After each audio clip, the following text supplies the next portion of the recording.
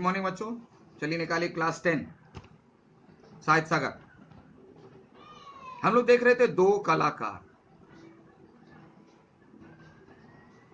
हम लोग page number 68 में तक आ चुके थे, जहां अरुणा के दोनों बच्चे एग्जीबिशन में पहुंचे हुए हैं चित्रा मौसी के, और चित्रा उसे जो है अपने बनाए हुए चित्र दिखा रही है। तो जो बच्ची है वह तस्वीर देखती है, उसी की तस्वीर देखती है, वह अपनी ही तस्वीर देखती है जिसे चित्रा उसकी मां की मौत के समय जो बिलख रही थी, उसकी तस्वीर को देख करके वह कहती है, ये बच्चे रो क्यों रहे हैं मौसी, क्यों रो रहे हैं? तस्वीर को ध्यान से देखकर बालिका ने पूछा। तो बड़ा भाई थोड़ा होशियार था, 10 साल का था। बोलते इनकी मां मर गई है, देखते नहीं मरी पड़ी है। बोला देखते नहीं, तुमको अकल नहीं, बुद्धि नहीं है? देखो तो इसकी मां मर गई इसलिए ना रो रही है, तुमको समझ में नहीं आता। भाई है ना, बड़ा है इसलिए समझा रहे हैं, इतनी भी नहीं समझती। बालक ने मौका पाते ही अपने बड़प्पन यानी बड़ा होने का और ज्ञान, बड़ा होने का ज्ञान उसको दिया, बहन को। ये सचमुच के बच्चे थे मौसी, बालिका पर इसका असर पड़ा है। वो पूछ रही, मौसी ये तस्वीर नकली है कि असली है? सचमुच के बच्चे थे। बालिका का स्वर करुण से करुणतर होता जा रहा था, यानी वह धीरे धीरे धीरे और ज्यादा दुखी होती चली जा रही थी। उसके दिल में चित्र को देखकर जो दुख हो रहा है, जो कष्ट हो रहा है, जो पीड़ा, वह धीरे धीरे बढ़ता चला जा रहा है।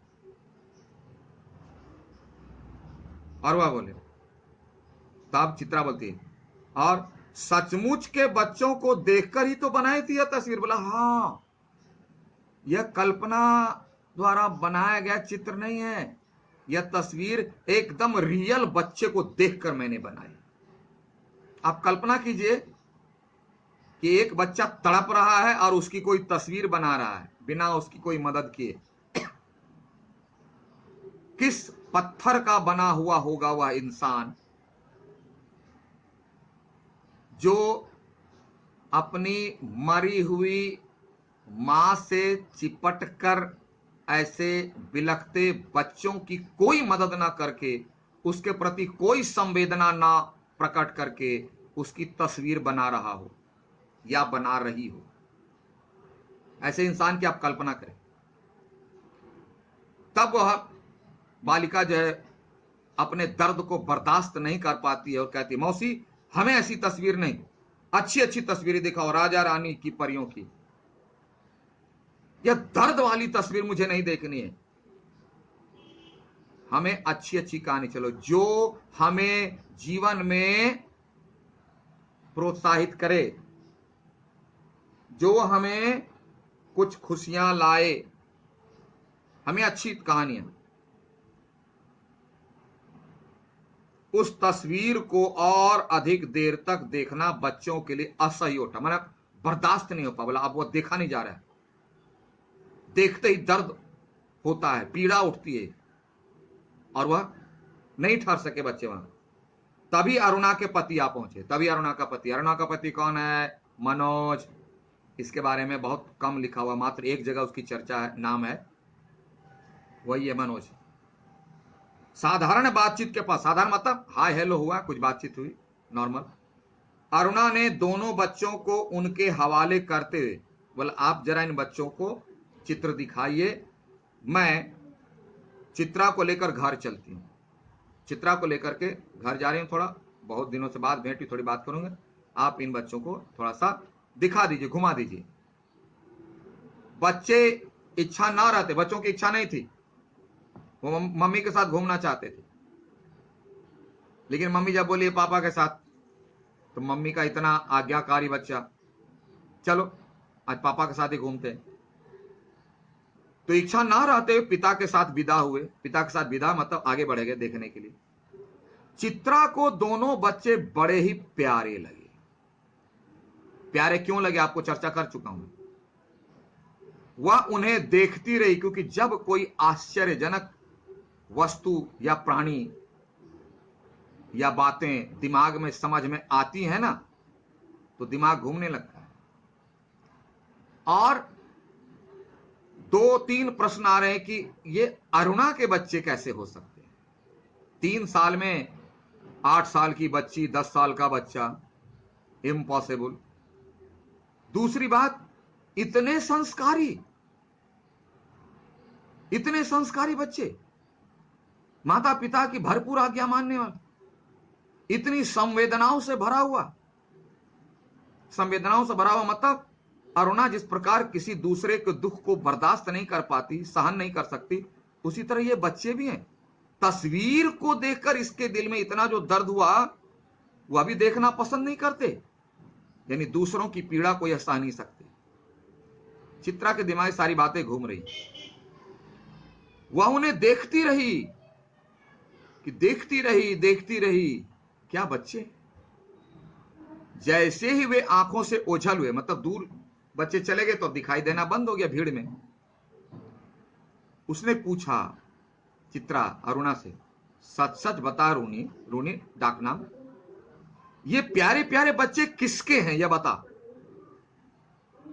कि 3 साल ही तो गुजरे, अब ये 3 साल में तुम्हारे 8 साल की बच्ची भी हो गई, 10 साल का बेटा भी हो गया, और इतना पढ़ा लिखा भी दी, शिक्षा भी दे दी, कि इतने संस्कारी यानी गुणों वाले बच्चे कैसे पॉसिबल है? सच बता, तुम कहीं मुझसे कुछ छिपा रही है। सच सच बता रोनी, ये प्यारे प्यारे बच्चे किसके? इतने प्यारे। कहा तो मेरे। अरुणा बोली, अरे कहा तो एक बार मेरे बच्चे हैं। अरुणा ने हंसते हुए कहा। क्यों अरुणा हंसी? क्योंकि वह समझ रही थी कि चित्रा के दिमाग में कौन कौन सी बातें घूम रही है ना, वो क्यों ऐसा पूछ रही है। तो दोनों सहेलियां थी, बोली अरे बता ना, मुझे बेवकूफ बनाने वाली है, चलिए मुझे बेवकूफ बनाती है क्या? मैं नहीं समझ रही हूँ कि 3 साल में तुम्हारे 8 साल की बेटी भी हो गई, 10 साल का बेटा भी हो गया, और उसको इतना पढ़ा लिखी, इतना संस्कारवान, इतना गुणवान हो गया, कितने अच्छे से बात करता है, कितने अच्छे चेहरे के भाव हैं, फीलिंग्स हैं। तो अरुणा समझते अब इसे बता ही देना चाहिए। एक क्षण रुक कर अरुणा ने कहा, बता दूं? बोले सच बता दूं? तो सुनो। और अरुणा जो है उस तस्वीर के पास ले आई और उस पर उंगली रख के बोली ऐसे। फिर उस भिखारिन वाले चित्र के दोनों बच्चों पर उंगली रख के बोली कि देखो, ये है मेरी बेटी और ये है मेरा बेटा, यही है दोनों बच्चे, यही वे दोनों बच्चे हैं। जिस बच्चे की बिलखती हुई तस्वीर का तमाशा बना दी हो तुम, मैं उस बच्चे की मां बन करके उसकी जिंदगी को बदल दिया। इशारे इशारे में कहा, इतनी बोली नहीं क्योंकि बोलना तो अहंकार हो जाएगा, हम लोग चर्चा कर रहे हैं। जिसकी मौत का तमाशा बना करके तुमने नाम कमाया, हमने उसी दोनों बच्चों की मौत को जिंदगी में बदलकर बच्चों को जिंदगी दी, उसके जीवन में खुशियां भर दी, मां और बाप का प्यार भर दिया। मन ही मन कह रही है। तो चित्रा के होश उड़ जाते हैं, बोलती क्या? विस्मय से आंखें विस्मय से फैले रह गई। मेरी आंखें देखो, वही है। हाँ। आश्चर्य से देखती की देखती रह गई चित्रा, क्योंकि चित्रा के दिमाग में घूमने लगा कि वह जो है पैसे के बल पर एक गरीब मरी हुई मां के सीने से चिपटे, बिलखते, तड़पते, रोते चिल्लाते बच्चों की तस्वीर बना करके अपनी जिंदगी की सुख सुविधाओं का संग्रह किया, और दुनिया वाले उसी पर ताली बजाते। अरुणा उन दोनों बच्चों की जिंदगी की तस्वीर बना दी। उस मां की तस्वीर की मरी हुई मां की जगह पर उन्होंने अरुणा अपने को फिट कर दिया और बच्चों की जिंदगी बदल दी। बच्चों की जिंदगी की तस्वीर जो काली हो गई थी, उसे रंगीन बना दी। यह है कलाकारी। किसी की काली सफेद जिंदगी को रंगीन बना दीजिए, यह सच्ची कलाकारी है। किसी की जिंदगी के मौत का तमाशा बनाकर अपने लिए कुछ करना, यह कलाकारी नहीं है।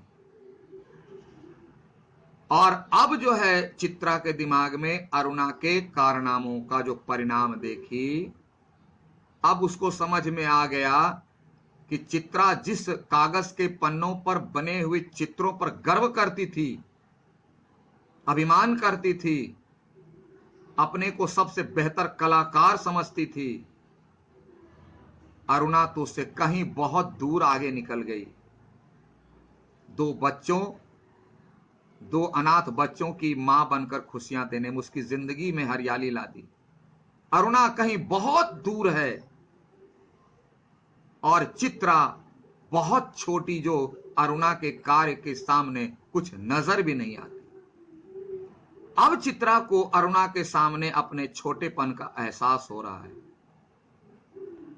और वह स्तब्ध रह गई, चुपचाप, उसके मुंह से आवाज नहीं। तब अरुणा बोलती, क्या सोच रही है चित्रा? बोला, कुछ नहीं, मैं ... सोच रही थी कि... फिर ... क्या सोच रही थी? यही सोच रही थी कि मैं जिस अरुणा को बेकार समझती थी, अपने माता पिता के पैसे को बर्बाद करने वाली समझती थी, बंदर जैसे बच्चों की टीचर समझती थी, कभी उसका ही उपहास किया करती थी कि तुम ऐसे ही बच्चों को पढ़ा करके अपने आप को बहुत बड़ी समाज सेविका समझती हो। सचमुच आज अरुणा का काम ऐसे चित्रा के सामने आया कि चित्रा उसके सामने बौनी नहीं, छोटी नहीं, शून्य नजर आई। जिस कला पर चित्रा को अभिमान था, वह कला अरुणा की कलाकारी के सामने छोटी नहीं, शून्य भी नहीं, निकृष्ट, बेकार, यूजलेस लगी। अब उसे एहसास हुआ, अरुणा की सारी बातें सच नजर आने लगी। संभवतः चित्रा को भी समझ में आ गया जो कहना चाह रही थी कि सचमुच में वास्तव में कलाकार तो तुम हो, कि जिस बच्चे की मां की मृत्यु का, उसके बिलखते हुए चेहरे का, बहते हुए आंखों के आंसुओं का तमाशा बनाकर, तस्वीर बनाकर चित्रा जो गर्व महसूस कर रही थी, उस गर्व के सामने अरुणा का उसकी जिंदगी में रंग भर देने की जो तस्वीर बनाई, असली तस्वीर, यह कहीं बहुत ऊंचा है। कह नहीं पाई चित्रा कि अरुणा, तुम्हारी जो कला है, इन दो बच्चों के अनाथ जीवन में तुम मां का प्यार देकर के जो इसकी जिंदगी की जो तस्वीर बना दी, इस तस्वीर के सामने चित्रा का तस्वीर तो कोई मायने नहीं रखता। वास्तव में कलाकार तो अरुणा है और हमें ऐसे ही कलाकार की आवश्यकता है आज की दुनिया में, ना कि जो कागज के पन्नों पर तस्वीर को रंगीन बना करके अपने लिए सुख सुविधाओं और विलासिता का सामान रखे। नहीं, सच्ची कलाकारिता वही है, सच्चा कलाकार वही है जो दुखी, पीड़ित, लाचार, बेबस इंसान की जिंदगी को रंगीन बना दे, न कि कागज के पन्नों पर शब्द शायद उसके विचारों में खो गए। यानी चित्रा के पास ऐसा कोई शब्द नहीं मिला जिस शब्द से अरुणा को थैंक यू भी बोल सके या एहसास भी दिला सके या खुद भी ऐसा शब्द फेल है। एहसास जिंदा है और इसी एहसास को जिंदा रखने के लिए, बनाए रखने के लिए मन्नू भंडारी ने यह कथा लिखी। कि चित्रा को जो अंतिम में जो अफसोस हुआ उसके दिमाग में, जिसके लिए शब्द नहीं है उसके पास, आप सोचिए, हम सोचें कि वास्तव में कलाकारी कौन है जो चित्रा, जिस चित्र के आधार पर नाम, प्रशंसा, उपलब्धि, पद, प्रसिद्धि पाई, वह सच्ची कलाकारी है, या अरुणा ने दो अनाथ अबोध बिलख थे बच्चों की जिंदगी की जो तस्वीर बनाई, जिंदगी को जो रंगीन बना दिया, क्या वह तस्वीर जो वास्तविक है? इस पर हम सोचें। तो कहानी यहीं खत्म है। आशा है समझ में आ गई होगी, नहीं तो फिर देख लेना, समझ लेना, और होमवर्क रूप में यही 5 प्रश्न जो आपको मालूम है उसका आप बना के रखेंगे। ठीक है, okay, thank you, have a nice